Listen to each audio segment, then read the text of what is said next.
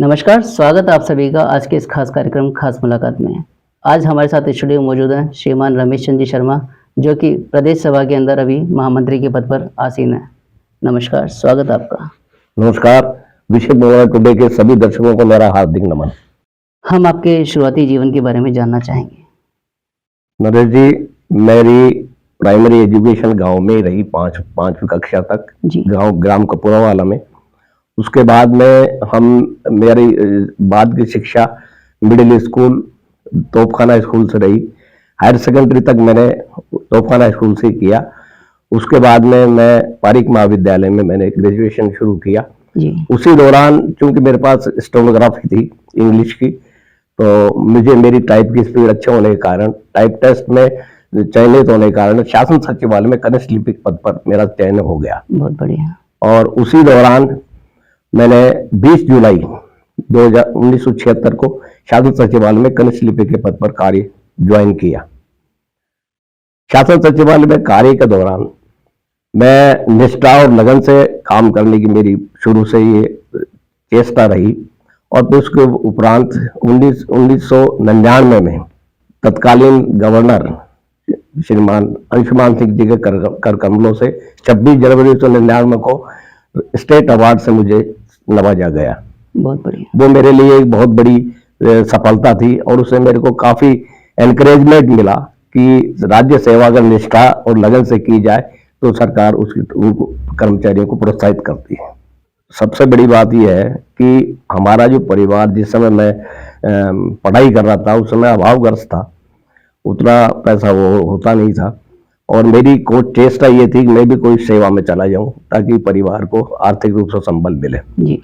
इसी दौरान चूंकि मैं मेहनत से स्टेनोग्राफी कर रहा था, उसी दौरान मेरा शासन सचिवालय में कनिष्ठ लिपिक के पद पर चयन हो गया। सरकारी सेवा में रहते हुए आपके क्या क्या अचीवमेंट्स रहे हैं? सरकारी सेवा में मेरे मुख्य जो उपलब्धि रही वो स्टेट अवार्ड की है। जो मेहनत, लगन और निष्ठा से जो मेरे काम करने की चेष्टा हमेशा से रही, उसके लिए राज्य सरकार ने 26 जनवरी 1999 को तत्कालीन गवर्नर साहब के कर कमलों से मुझे स्टेट अवार्ड दिया गया। वो मेरे लिए एक बहुत बड़ा संबल था और मैं उसी को ध्यान में रखते हुए मेरा सरकारी काम निष्ठा और लगन से निष्पादित करता था। बहुत बढ़िया। सरकारी सेवा में रहते हुए आपका समाज सेवा में रुझान कैसे हुआ? ये बात 1999 की एक बात है। एक हमारे अपने समाज के बहुत ही जाने माने व्यक्ति हैं, अब तो गुजर गए, वो श्रीमान मूलचंद जी बिसाई थे साहब जी। उनसे मेरा संपर्क हुआ और उन्होंने कहा कि आप समाज सेवा में भी जुड़ो। तो मेरा समाज सेवा से जुड़ने का उनसे जब मैं संपर्क हुआ तो मैं उनसे काफी प्रभावित हुआ और हमने सब ने मिलकर शास्त्री नगर में जहांगीर ब्राह्मण विकास समिति शास्त्री नगर की स्थापना की। उसका संविधान बनाया, उसका रजिस्ट्रेशन करवाया। ये 2001 की बात है। समिति ने अन्य कार्यों के अतिरिक्त ये 27 अप्रैल 2007 की बात है कि भवानी निकेतन में 56 जोड़ों का सामूहिक विवाह सफलतापूर्वक आयोजित किया गया। बहुत बढ़िया। साथ ही साथ उस सामूहिक विवाह सम्मेलन से समाज को लगभग 3.25 लाख रुपए की बचत हुई और उन 3.25 लाख रुपए की बचत से उस समिति के लिए एक सर्वे का प्लॉट वहीं शास्त्रनगर में खरीदा गया, जो कि उस कार्यालय उस समिति का उसमें चल रहा है। बहुत बढ़िया। ये एक सफलता हमारी विशेष उपहार रही।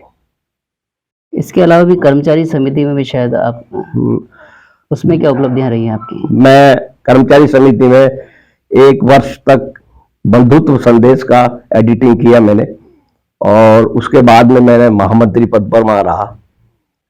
कर्मचारी समिति में खातों को ऑनलाइन करने, समिति में जो रिपेयर के थोड़ा काम थे वो उनको करने में मैंने जो है हमारे अध्यक्ष श्रीमान सीताराम जी जहांगीर साहब के साथ मिलकर कार्य करने में सफलता हासिल की।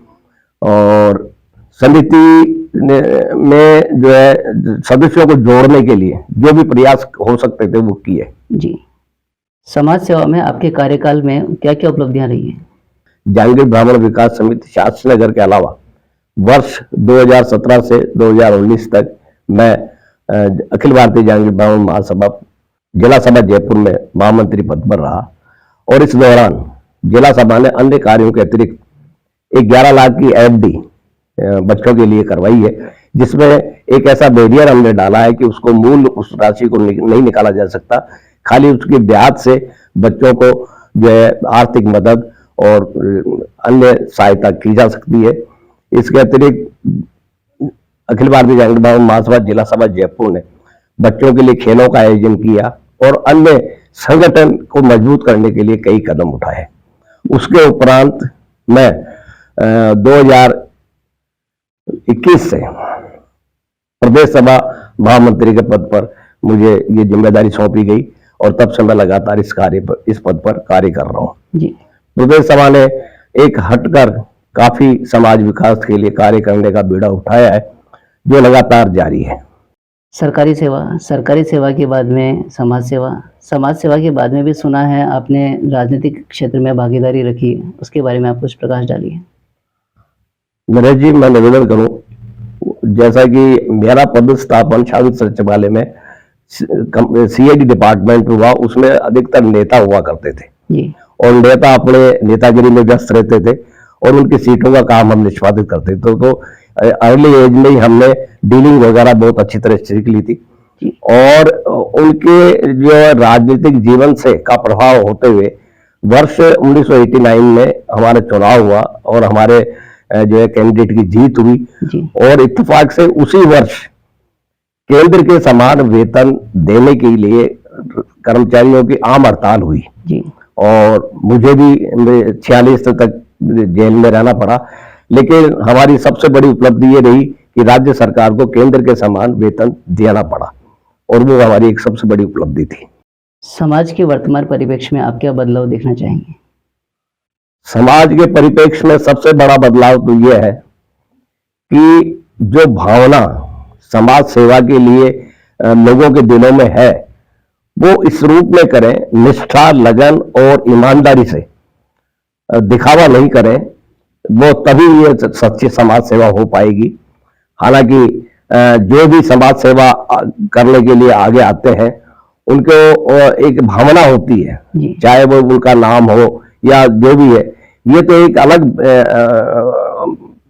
मुद्दा हो सकता है, लेकिन वास्तव में समाज सेवा हो, इसके ऊपर भी ध्यान दिया जाए। जो भी, मैं तो इस संबंध में जो हमारा धनाढ्य वर्ग है समाज का, उसे भी मैं ये करबद्ध प्रार्थना करूंगा कि एक अपने कमाई का हिस्सा, कुछ हिस्सा इस समाज के विकास में, गरीब छात्रों के जो शिक्षा के क्षेत्र में या अन्य समाज के जरूरत की चीजों के लिए व्यय करने के लिए अपना योगदान करें। और योगदान तो देखिए साहब किसी भी तरीके से हो सकता है, कोई आर्थिक योगदान कर सकता है, कोई शारीरिक योगदान कर सकता है, कोई मानसिक योगदान कर सकता है। तो मैं तो कहूंगा कि समाज में जो भी जैसा योगदान कर सकता है, अगर मेरे पास मैं जो सेवा देके और उसमें काम करके जो करूं तो वो भी हो सकती है सेवा। और किसी को मैं सही दिशा में जो है उसको मार्गदर्शन देके, या जो मेरे को जो जितना समझ में आती है बढ़िया जहाँ समझ वो मैं अगर उनको कहूँ तो वो भी एक समाज सेवा ही है।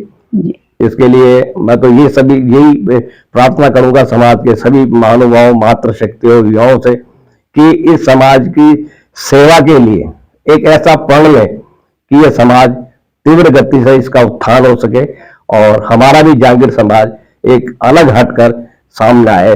बहुत खूब। समाज बंधुओं और युवाओं को आप क्या संदेश देना चाहेंगे? मेरा समाज के सभी महानुभावों, मातृशक्ति और युवाओं से एक ही अनुरोध और निवेदन है कि समाज सेवा निष्ठा, लगन और ईमानदारी से करने की भावना रखें और समाज के उत्थान में अपना महती योगदान दें। बंधुओं, आज हमने समाज हित में कई अहम बातें जानी, जिनके लिए आपका बहुत बहुत धन्यवाद। धन्यवाद। मिलते हैं अगले सप्ताह किसी नई हस्ती के साथ। तब तक आप देखते रहिए विश्वकर्मा टुडे न्यूज़।